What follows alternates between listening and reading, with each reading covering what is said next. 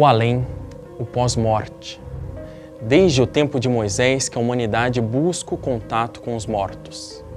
Baralhos, conchas, runas, aparelhos eletrônicos e copos. Nada ficou de fora na tentativa de comunicação. Os vivos podem se comunicar com os mortos?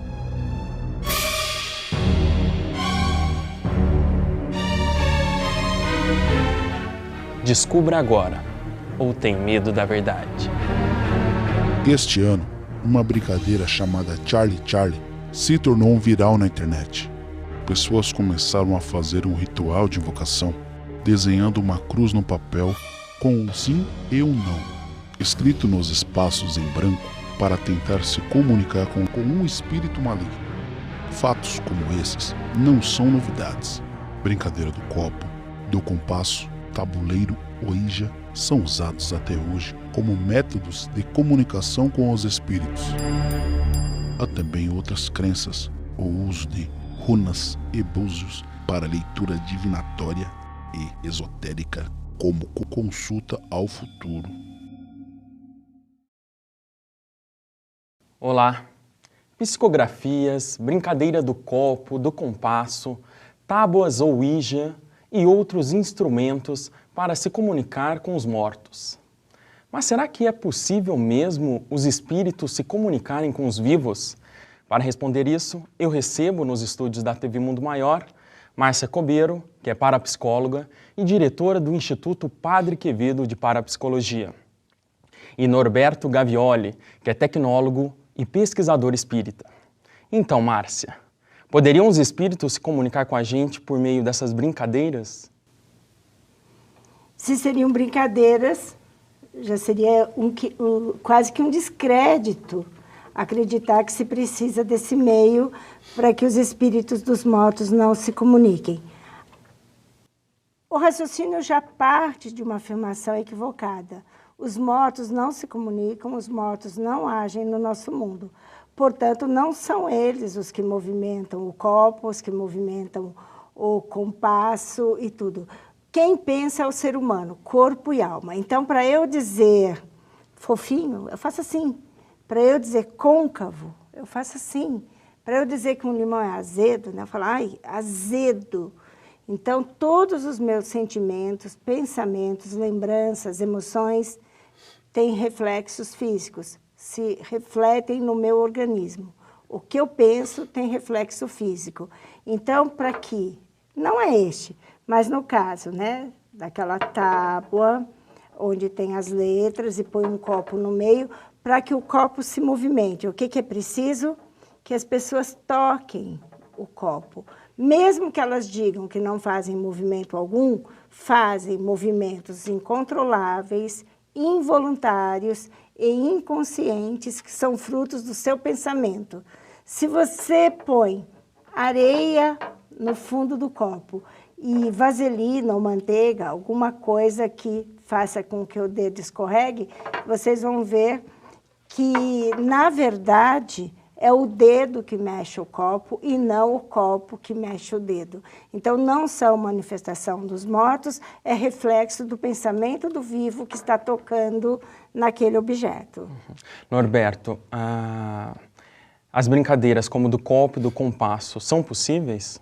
Sim, são possíveis. Tanto que o primeiro livro dos Espíritos, ele foi escrito não com o copo, mas com uma cesta peão. O fenômeno é muito similar a esse do copo. Duas irmãs que tinham capacidade mediúnica aproximavam sem tocar numa cesta. Essa cesta levitava, no centro da cesta estava preso um lápis. E o lápis ia escrevendo automaticamente, com a influência dos espíritos, as respostas que Kardec as respostas às perguntas de Kardec.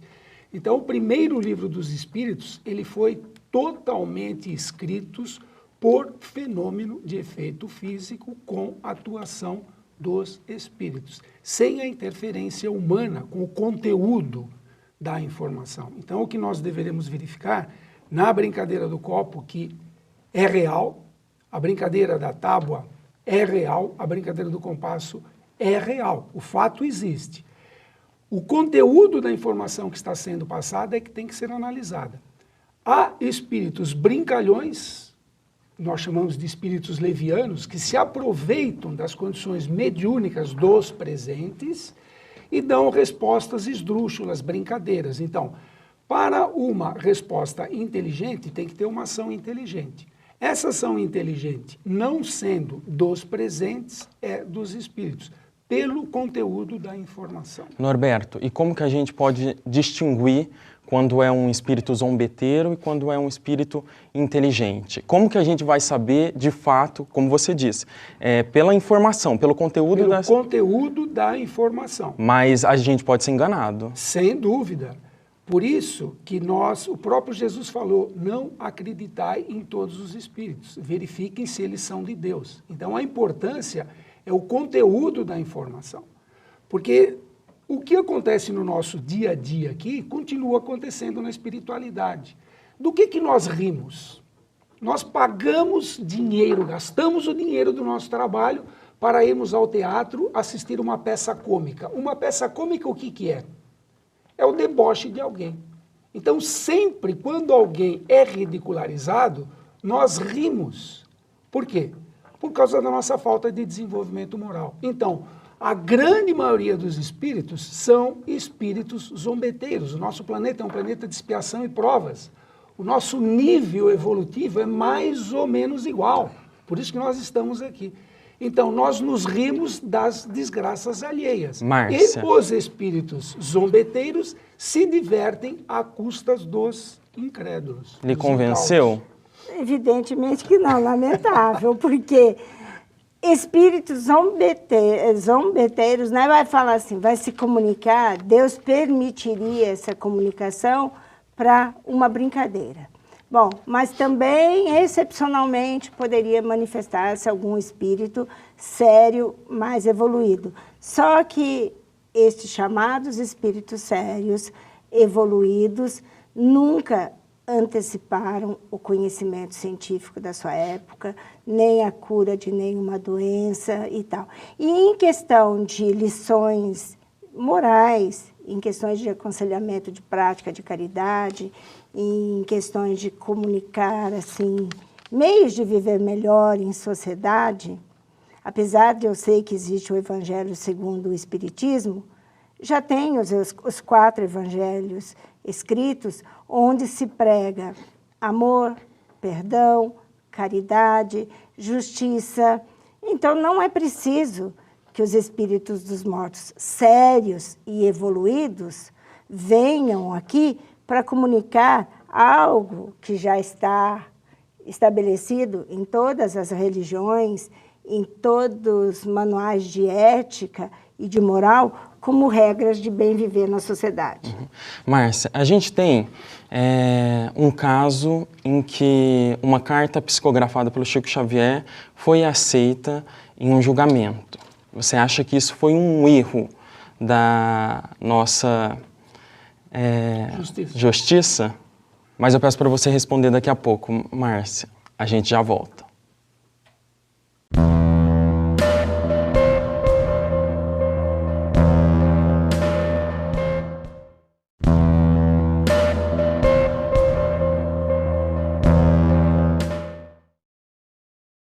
Olá, estamos de volta discutindo sobre comunicação com os espíritos.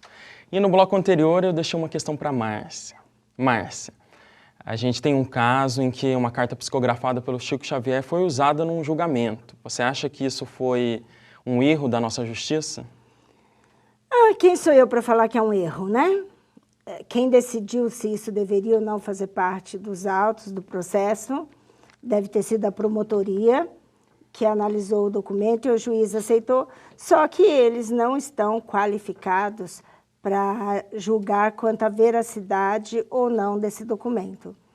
Seria tão lamentável quanto absolver ou condenar alguém porque alguém fosse lá testemunho que teve uma visão de Nossa Senhora e que isso foi revelado durante essa visão. Então, eu acho que o campo religioso não deveria se misturar com o campo das leis, porque não há como provar a veracidade desse documento, porque são automatismos inconscientes que projetam o que está no inconsciente do médium. O médium não é alguém incorporado por um espírito de um morto que desce, vamos dizer assim, né?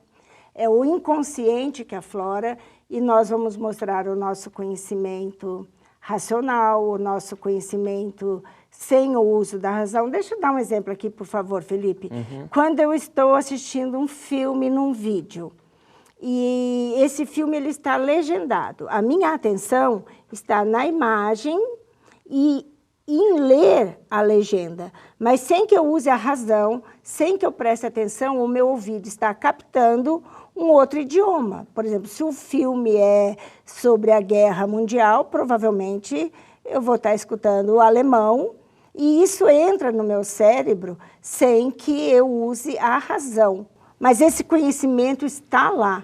Então, não é certo, mais tarde, eu psicografo em algum momento da minha vida alguma frase em alemão e isso ser levado a sério num julgamento, numa situação tão importante, onde a gente se espera que se faça a justiça. Não estou falando nem condenar, nem absolver, mas senão procurar a justiça. Norberto, você acha também, como a Márcia, que não deveria se misturar a religião nesses casos? A religião é um suporte para a própria humanidade, mas vamos voltar ao aspecto da comunicação ocorrida com Chico Xavier. Chico Xavier não conhecia a vítima, não conhecia ninguém do processo. E como que ele, faço-lhe a pergunta, como que ele consegue escrever exatamente igual? Então eu já lhe dou a resposta. Quando o médium entra na frequência do espírito comunicante, ele passa a agir como se o outro fosse, com as mesmas sensações, com a mesma quantidade de conhecimento para aquela resolução específica. Então, por isso é que ele escreveu da mesma forma que o outro. Por quê? Porque ele está vivenciando o outro em toda a sua plenitude. Tá, só que o Chico Xavier, Sim. na crença dele, quero frisar mais uma vez que eu não estou falando da pessoa, da bondade, da caridade, da santidade, eu não estou falando da pessoa. O fato é a comunicação eu estou falando do fato. Sim. O Chico Xavier consegue imitar a letra de uma pessoa? Então, ele, na crença dele, atribui isso à mediunidade. Como que ele consegue imitar a letra se ele nunca viu a escrita? Capta do conhecimento dos vivos. Os vivos que conheciam a letra da pessoa que já morreu e que reconhecem aquilo. Isso. Então, como que essa informação chega na mente do Chico? Esses estão pensando... Por telepatia. Então a telepatia, segundo a parapsicologia, a telepatia só existe entre vivos. A telepatia... Só existe entre vivos. Isso. Entre vivos e mortos não pode haver telepatia, porque não tem cérebro. Quem que atua no cérebro? Quem que é o ser pensante? A alma. Márcia, vamos por partes. Quem que é o ser pensante? É o físico ou é o espírito? Arroz, feijão, batata pensa como Márcia? Não. Arroz, feijão, batata, batateia e arrozeia. Tá. Ao entrar na Márcia, um processo fisiológico faz com que a energia contida nele vá para você, mas o conhecimento é da Márcia. Esse conhecimento da sua alma, espírito encarnado. Então, o ser inteligente, quem atua sobre a matéria, é a alma encarnada. Desencarnou, o que ela vai ficar fazendo? Vai ficar, nós já falamos disso em programas anteriores. O que o indivíduo pós-morte vai ficar fazendo até a eternidade? Só viveu 80 anos aqui, basta? É ilógico, é contrassenso isso. Não seria, sem querer denigrir, racional pensar que viveu, acabou, morreu. É muita coisa nesse universo de Deus para nós vivenciarmos só em 80 anos. Que eu também... Você, como católica e cristã, Jesus falou, na casa do Pai há muitas moradas. Então, para cada mundo tem um tipo de vida e só. Não pode haver intercâmbio entre os mundos. Não há necessidade. Houve um Roberto. programa sobre os ETs, sobre os extraterrestres. Há possibilidade de comunicação entre o mundo de lá com o mundo de cá? Norberto. Se sim, como é que funciona esse mecanismo? Norberto fez várias questões, aí eu vou dar a oportunidade agora para a Márcia responder. A ciência tem como ponto de partida que a gente não explica por mais o que pode ser explicado por menos. Então, se eu tenho uma dor de cabeça, antes de eu levantar a hipótese de ser um tumor maligno no cérebro, basta uma noite mal dormida, a preocupação com um boleto que venceu hoje, né? E eu não tenho dinheiro para pagar. Então, começa sempre pelo mais simples. Então, se a ciência prova que existe telepatia entre vivos, aqui nós estamos entre várias pessoas no estúdio, e tem hiperestesia e tem telepatia entre nós. Então, na ciência, primeiro tem que esgotar todas as hipóteses de não ser possível que aquilo que está sendo revelado tenha sido captado de um vivo. Depois a gente vai considerar outra hipótese. Agora, se o vivo está ali, o vivo reconhece a letra, o vivo reconhece o conteúdo, se o vivo sabe, como provar que é necessariamente do além? O vivo sabe, tanto é que ele sabe que ele reconhece. Nossa, mas que coisa impressionante, é mesmo a letra do meu irmão. Então, como provar que captou do meu irmão e não de mim, que sei aquilo? Como aqui a gente tem dois estudiosos da Bíblia também, né? Na Bíblia há uma passagem em que Moisés proíbe a comunicação com os mortos. Se há essa proibição, significa que há, sim, é possível essas comunicações? Mas eu peço para você responder daqui a pouco. A gente já volta.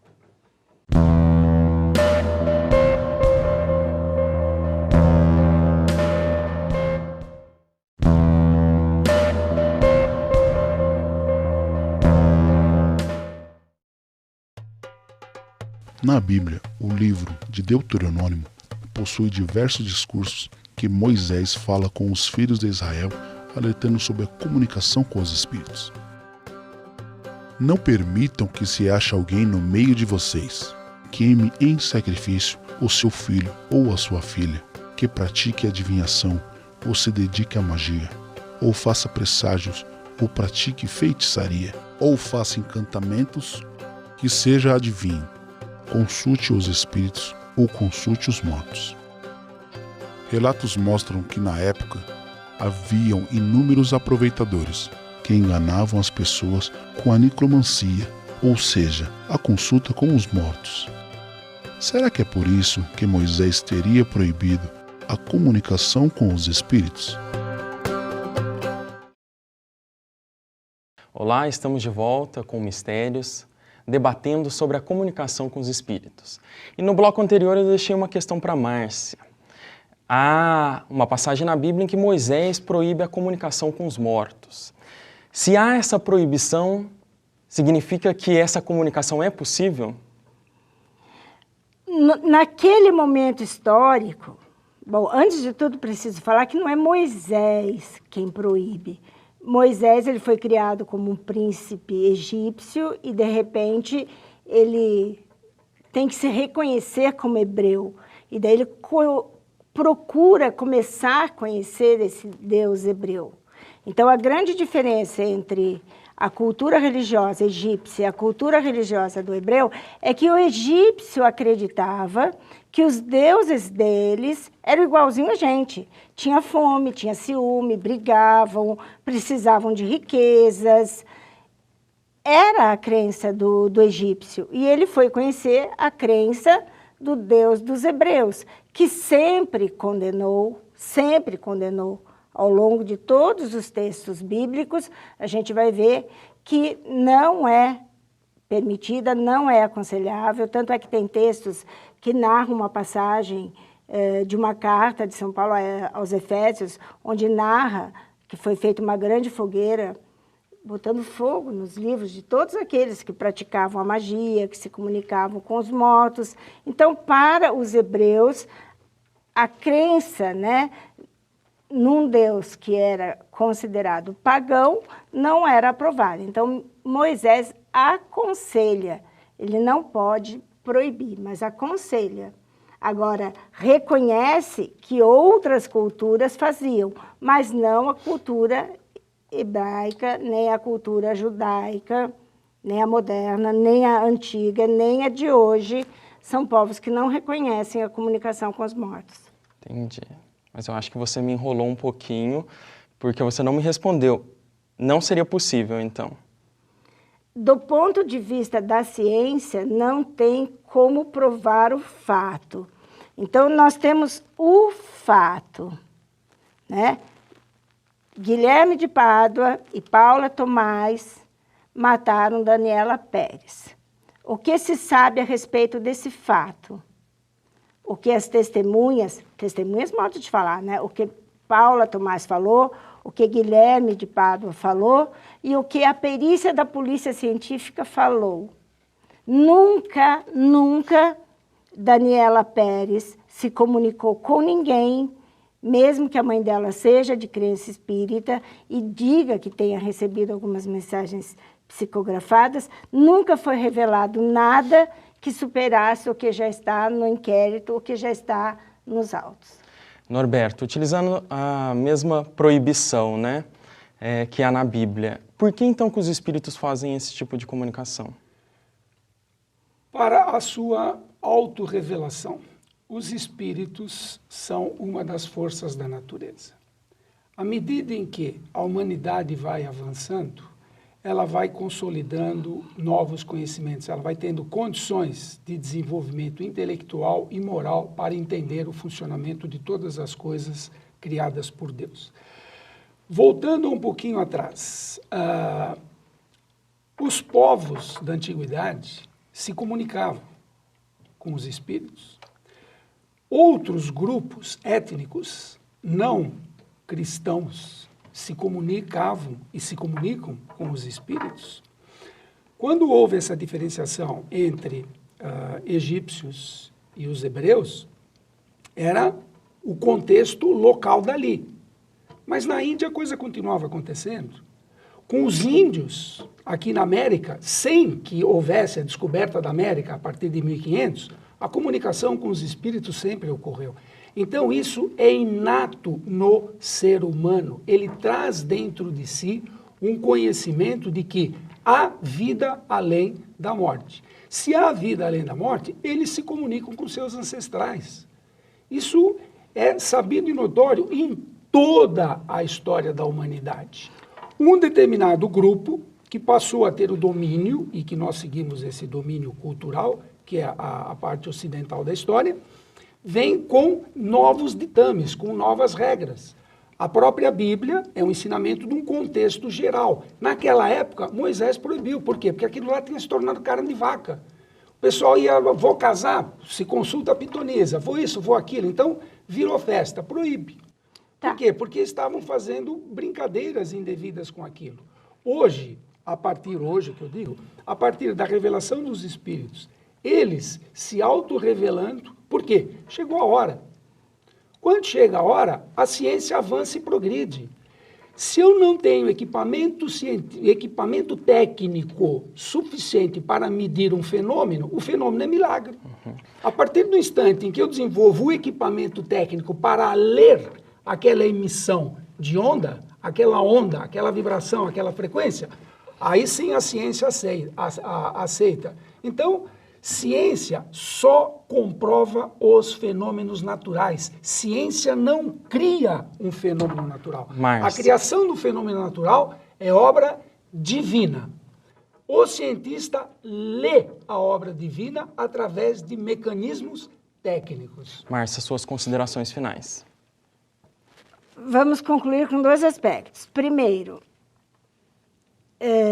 a ciência acredita na vida depois da morte, porque a existência de um conhecimento no homem que é espiritual está provado em laboratório. E se existe esse conhecimento espiritual, a espiritualidade humana não pode ser destruída. Então, tem que ter vida depois da morte. O que a ciência questiona é a comunicação. Não há como provar empiricamente a comunicação com os mortos. E se é para fazer as considerações finais, gostaria que fosse possível. Eu perdi 2 filhos assassinados, os 2 com 20 anos, com 3 anos de diferença entre um e o outro. A polícia não sabe quem é. E até hoje, os crimes continuam impunes. Por que não se comunicam com alguém, ou comigo, que sou a mãe, e não contam quem os matou? Um foi barbarizado, torturado muito antes de morrer. Não venha querer me convencer, Roberto, que são espíritos pouco evoluídos ou que eu não sou digna desta comunicação. Eu acho que a doutrina espírita é cruel, cruel, tremendamente cruel. Prefiro acreditar que meus filhos estão ressuscitados, sim, vivos plenamente na presença de Deus e felizes, que do Pai viemos e ao Pai voltaremos. Norberto, suas considerações. Independente do fato ocorrido consigo, que é um fato bastante forte, é uma experiência que você está vivenciando. Nós não compreendemos ainda os desígnios divinos. Se isso ocorreu com você, ocorreu só com você. A forma com a qual você sente é uma coisa muito pessoal, é tua.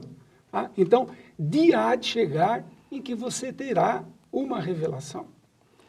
Ou se comunicam ou não. Dia há de chegar.